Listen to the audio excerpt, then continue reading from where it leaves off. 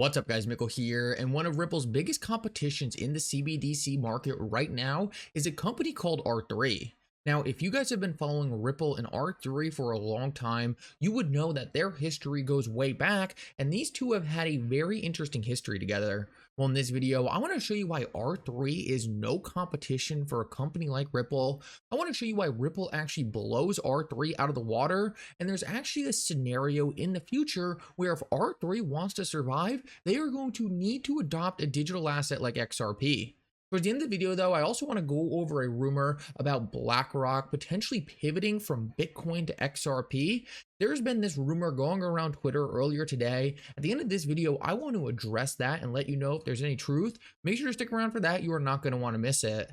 Like always, your support means so much to this channel. If you enjoy these videos, make sure to take a quick second to like this video and subscribe to my channel. It's really going to help me out so much. Also, if you ever need a good place to buy some XRP or the Flare token, make sure to check out my favorite exchange I'll pull down in the description of this video. With that said, though, let's jump right into it, and I hope you guys enjoy the content. I want to start this video off and just quickly go over a tweet I saw earlier today from Alex Cobb. He said, describe Brad Garlinghouse in 3 words, and I said top-notch CEO. I honestly think Brad Garlinghouse is one of the best CEOs in the entire world, and by far the best CEO in the entire cryptocurrency industry. He has gotten so much crap from Bitcoin maxis and even people in the XRP community, but as you are going to see in this video, you are going to fully understand that Brad Garlinghouse has been blowing it out of the water as CEO of Ripple. I think he's done an outstanding job in a very, very, very difficult situation. There are so many cryptocurrency companies right now going under, firing employees, desperately pivoting their business models to stay alive,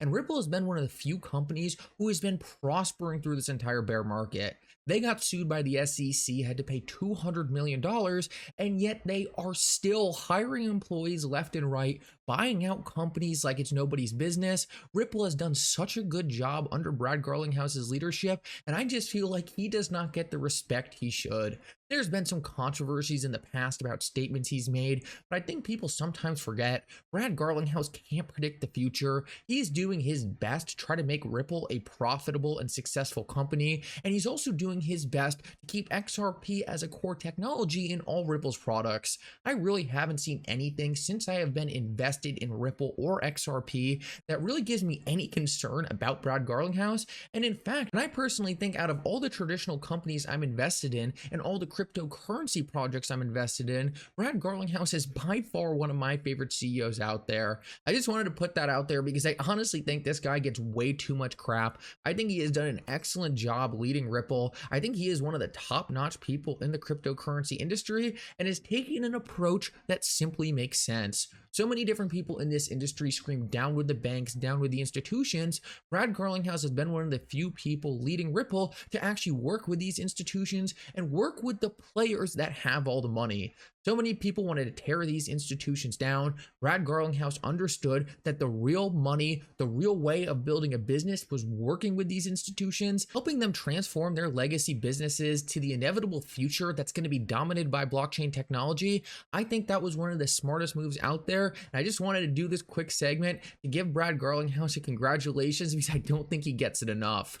So now I want to move on and actually talk about something pretty interesting right now. And R3, for those of you who don't know, has really been one of Ripple's biggest competitions in the market. They are doing very similar things to what Ripple is doing with CBDCs and cross-border payments. The only difference is R3 is really trying to do it in a centralized way. They don't have a native token they're using. They don't have some digital asset like XRP, and that's the real differentiator between a company like Ripple and R3. For a long time, all the anti-Ripple and XRP people have always stated, oh, R3 is eventually just going to surpass Ripple. They have better connections, and most of the traditional companies out there don't actually want a digital asset. They just want the technology that R3 is providing. Well, I saw this earlier today and I thought it was so important to understand. We just got a report that R3 is cutting jobs drastically, and currently they're not looking like they're in a very good situation. The reason I put this out here because this is just another countless example of how well Ripple is run. R3 is competing for a lot of the same customers Ripple has, but it doesn't seem like they're at R3 is competing for a lot of the same customers Ripple is, but it doesn't look like they're actually landing a lot of these projects. If R3 is desperately trying to cut jobs right now to save on money, it looks like they are being washed away with the rest of the cryptocurrency industry. This just shows that Ripple has had a fantastic approach to all of this. R3 is desperately cutting jobs, meanwhile their biggest competition, Ripple, is hiring at a record-breaking pace, but not only that, they're also buying out companies left and right. Ripple has so much money that they're actually acquiring the players who are falling to the wayside, meanwhile someone like R3 is desperately trying to stay alive. This is just so important because so many people come back and say, oh, Ripple and XRP won't be successful because of companies like R3.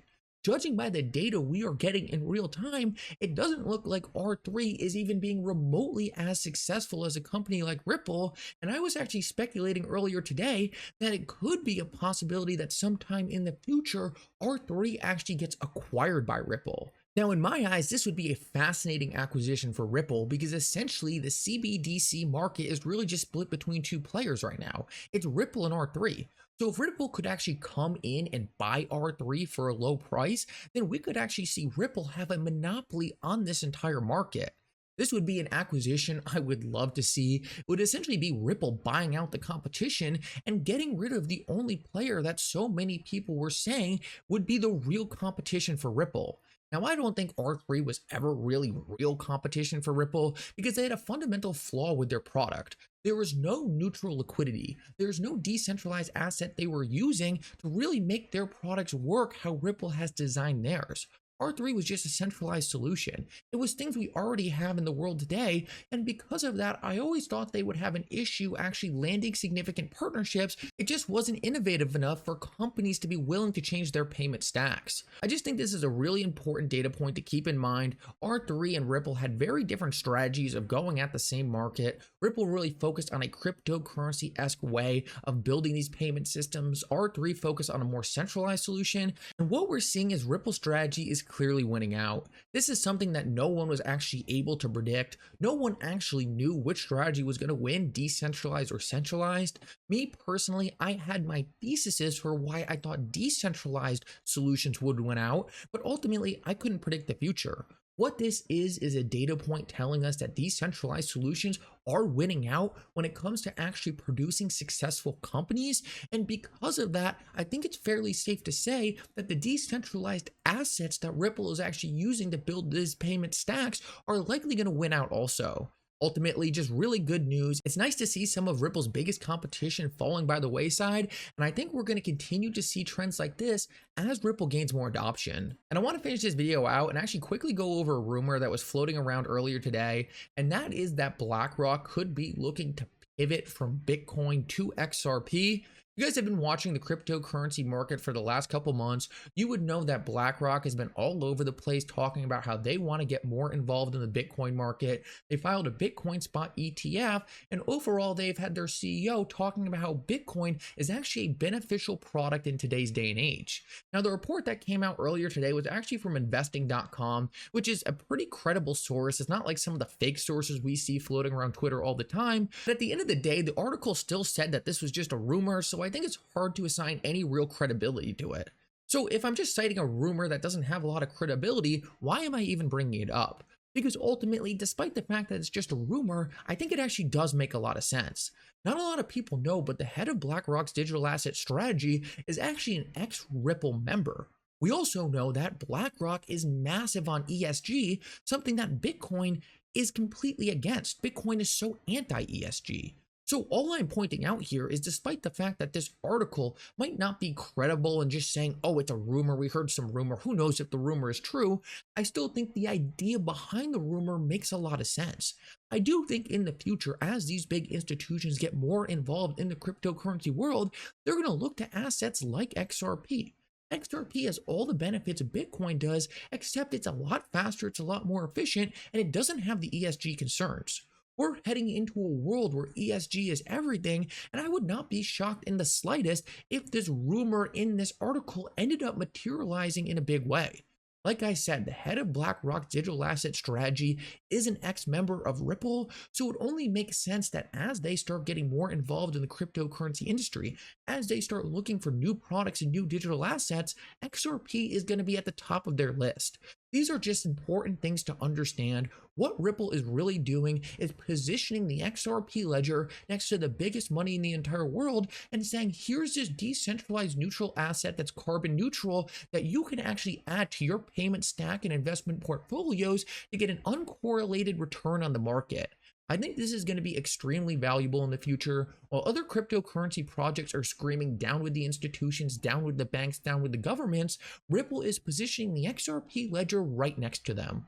When institutions finally want to get involved in these markets, who do you think they're going to go to? The companies and assets that have been screaming, we need to bring an end to you guys, we need to disrupt your businesses, we need to kill you off so we can take over? Or companies like Ripple who are positioning the XRP ledger right next to them and saying, this is a tool you can use to transform your business and keep up with the space age changes happening to our financial system? For me, this answer is actually pretty obvious. It seems to me like XRP is going to be at the top of their list for investing in, and I think very quickly as we get more clear regulations and as we get more interest from these large money managers in this market, we are going to see a gradual flow from the Bitcoins and the Ethereums of the world to real assets that actually solve problems and actually align with the initiatives of these institutions. For me, that is obviously XRP, and that's why when I saw this article, despite being kind of sketched out about the story behind it, I was still extremely excited about the general idea behind it because I do think it's a narrative that will play out in the future.